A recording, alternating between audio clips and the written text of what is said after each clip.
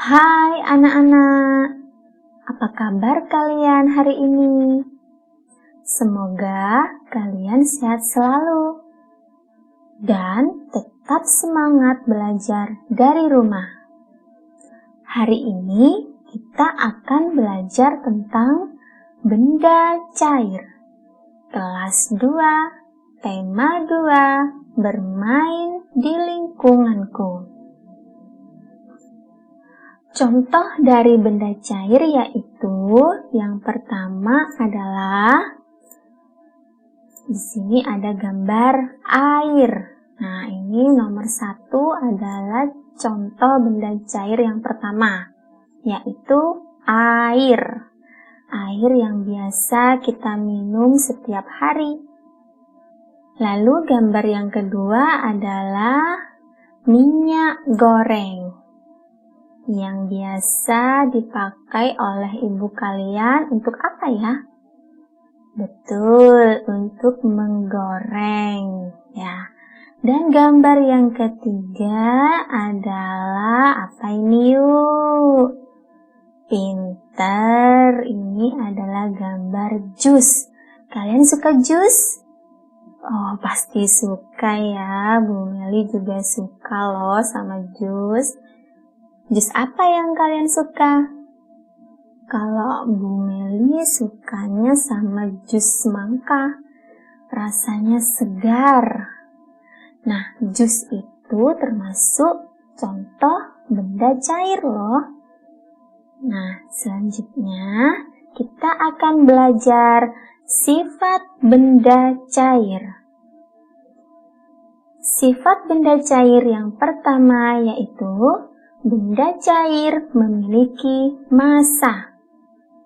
Nah, jadi benda cair yang seperti dicontohkan tadi, air, minyak goreng, jus, itu memiliki massa, memiliki berat apabila ditimbang. Lalu, sifat yang kedua, bentuk benda cair berubah sesuai dengan wadahnya. Nah, perhatikan di sini gambar pertama. Ini adalah air. Air yang dimasukkan ke dalam gelas. Bentuknya seperti apa anak-anak? Ya, bentuk airnya ini menyerupai wadahnya, yaitu seperti gelas. Lalu gambar yang kedua, nih, air dimasukkan ke dalam ember. Nah, bentuk airnya seperti ember. Dan gambar yang ketiga, ini air dimasukkan ke apa ayo? Ya, ini dimasukkan ke dalam botol.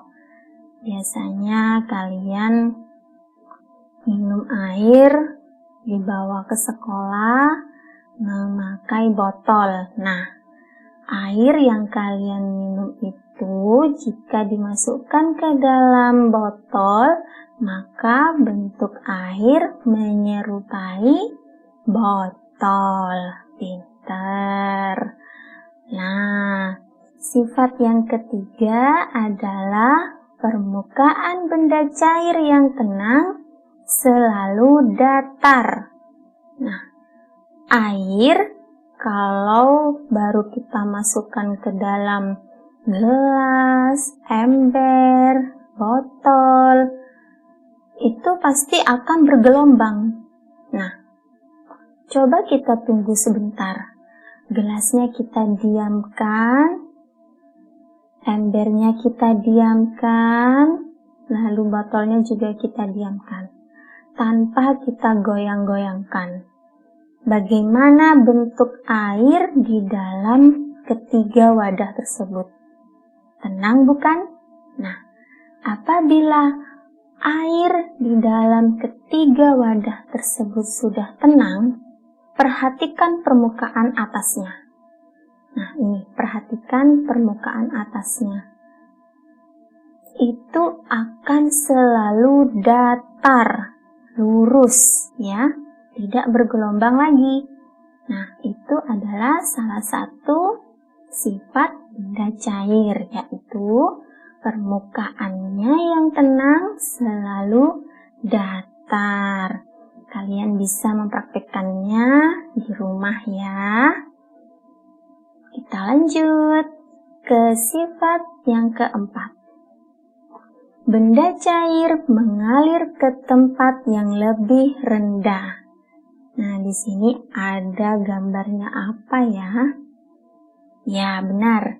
Ini adalah contoh air terjun. Kalian pernah melihat air terjun kan? Nah, air terjun itu kan mengalir dari yang tinggi lalu ke yang rendah. Nah, itu adalah contoh sifat benda cair yang keempat. Paham ya anak-anak? Bagus. Kita lanjut ke sifat yang kelima. Air meresap melalui celah-celah sempit. Nah, perhatikan di sini. Gambar pertama ini adalah lampu minyak Petromax. Nah, ketika kita akan memakai lampu ini, kita memasangkan sumbu lampu ini ke dalam tempatnya. Supaya apa? Supaya minyak yang di dalam lampu ini bisa mengalir ke atas. Sehingga ketika kita menyalakan api di sumbu bagian atas ini, itu apinya bisa menyala. Karena apa? Sumbu minyak ini sudah mengalir. Minyak yang dari bawah mengalir melalui sumbu, akhirnya sumbunya juga sudah basah. Paham ya? Jadi benda cair itu meresap melalui celah-celah sempit. Sumbu itu kan banyak celahnya ya. Jadi bisa menyerap air sehingga air atau minyak bisa mengalir melalui sumbu kompor atau sumbu minyak. Contoh yang kedua juga sama. Di sini ada kompor minyak ya. Kompor ini adalah kompor yang lama. Kalau sekarang sudah jarang menggunakan kompor seperti ini. Ini menggunakan bahan bakar yaitu berupa minyak tanah. Di dalam kompor ini juga ada sumbunya loh. Jadi apabila ingin menyalakan api harus menggunakan korek api yang dipasangkan di atas sumbu.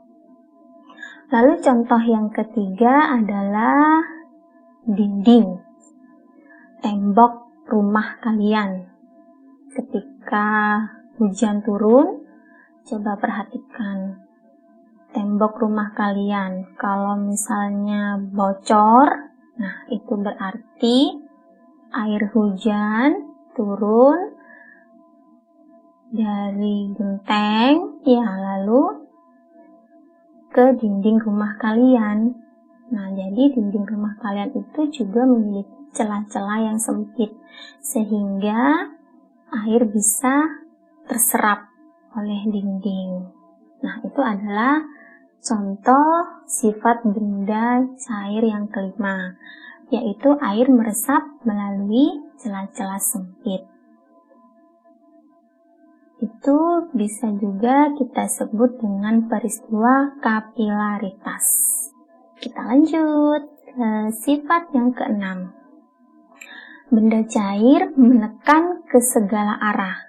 Nah, contohnya di sini ada botol plastik yang sudah diberi lubang 2, lubang 3, lubang 4, dan lubang 5. Lalu diisi air sampai penuh dan kemudian lubangnya itu kita buka. Nah, bagaimana? Ini kalian bisa lihat gambarnya. Air menekan ke segala arah. Jadi, keluar dari semua lubang.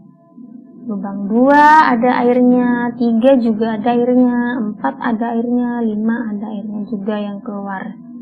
Jadi, itu adalah contoh sifat benda cair yang ke-6, yaitu benda cair menekan ke segala arah. Sifat yang ke-7 adalah benda cair melarutkan zat tertentu. Coba, di sini ada gambar, ini adalah garam. Garam apabila kita masukkan ke dalam air, kemudian kita aduk, bagaimana? Apa masih terlihat garamnya? Tentu tidak kan? Tapi ketika kalian minum air yang semula rasanya tawar, setelah diberi garam lalu kita aduk, bagaimana rasanya? Asin bukan? Nah, itu berarti air melarutkan zat tertentu. Jadi garam yang sudah dimasukkan ke dalam air, kemudian kita aduk, maka itu akan larut bersama air. Paham ya anak-anak? Bagus. Kita lanjut ke sifat yang ke-8. Volume benda cair selalu tetap, dapat diukur dan dinyatakan dengan satuan liter.